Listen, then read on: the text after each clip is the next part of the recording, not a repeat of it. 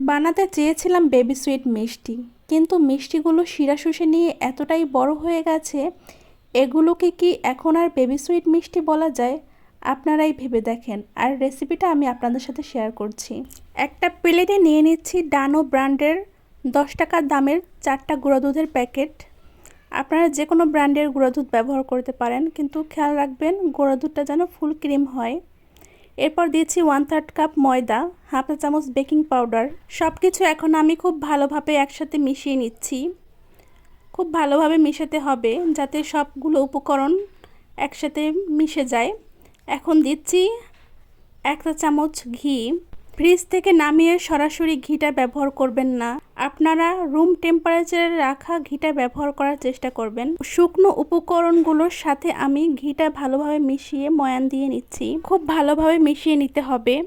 এখন আমি একটা ডিম নিয়েছি, ডিমটা ভালোভাবে ফেটিয়ে নিচ্ছি যাতে কুসুম ও সাদা অংশ মিশে যায়। এখন ডিমটা দিয়ে আমি একটা ডো তৈরি করে নেব। আপনাদের একটা ডিমে যদি কভার না হয় তাহলে আর একটা ডিম ফেটিয়ে কিছু অংশ দিতে পারেন। আমার একটা ডিমেই ডোটা তৈরি হয়ে গেছে। এ পর্যায়ে ডোটাকে খুবই স্টিকি মনে হবে, তাই 5 মিনিটের জন্য রেস্টে রেখে দিয়েছিলাম। 5 মিনিট পর দেখুন ডোটা এখন আর তেমন স্টিকি নেই। আমি হাতে একটু তেল লাগিয়ে একদম অল্প অল্প করে ডো নিয়ে ছোট ছোট বল তৈরি করে নিচ্ছি। আপনারা চাইলে এখানে হাফ চা চামচ পরিমাণ করে ডো নিয়ে সমানভাবে সবগুলো বল তৈরি করতে পারেন, কিন্তু আমি হাতের আন্দাজেই বলগুলো তৈরি করে নিচ্ছি। আমার সবগুলো বল তৈরি করা হয়ে গেছে। এখন আমি ভাজতে চলে যাচ্ছি। চুলায় একটি প্যান বসিয়ে এর মধ্যে পরিমাণ মতো তেল দিয়ে আমি লো আঁচে তেলগুলো হালকা গরম করে নিয়েছি যাতে আঙুলটা চুবিয়ে রাখা যায়।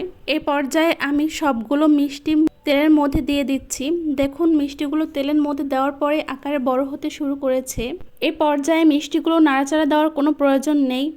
3 থেকে 4 মিনিট পরে আমি মিষ্টিগুলো কাঁটা চামচ দিয়ে একটু উল্টে পাল্টে দিচ্ছি। মিষ্টিগুলো একদম লো আঁচে সময় নিয়ে ভাজতে হবে। আমি যেহেতু বেবি সুইট তৈরি করব, তাই মিষ্টিগুলো যখন একটু লালচে রং হয়ে আসবে এ পর্যায়ে আমি অর্ধেক মিষ্টি তুলে নিচ্ছি। বাকি মিষ্টিগুলো আমি আরও কিছু সময় ভেজে নেব।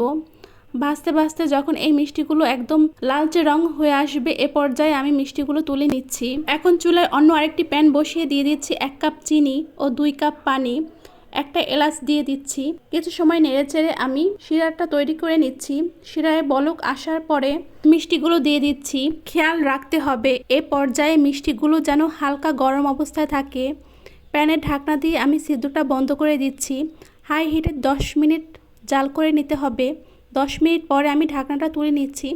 দেখুন শিরা শুষে নিয়ে মিষ্টিগুলো কত বড় হয়ে গেছে। আমি চুলার ফ্লেমটা মিডিয়ামে রেখে আরও কিছু সময় নেড়েচেড়ে নিচ্ছি। দেখুন চোখের পলকেই মিষ্টিগুলো সব শিরা শুষে নিয়েছে। মিষ্টিগুলো ঠান্ডা করে আমি সার্ভ করে নিচ্ছি।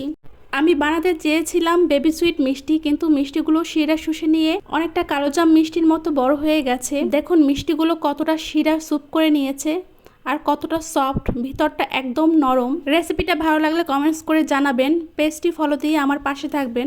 সবাই ভালো থাকবেন, সুস্থ থাকবেন। আল্লাহ হাফেজ।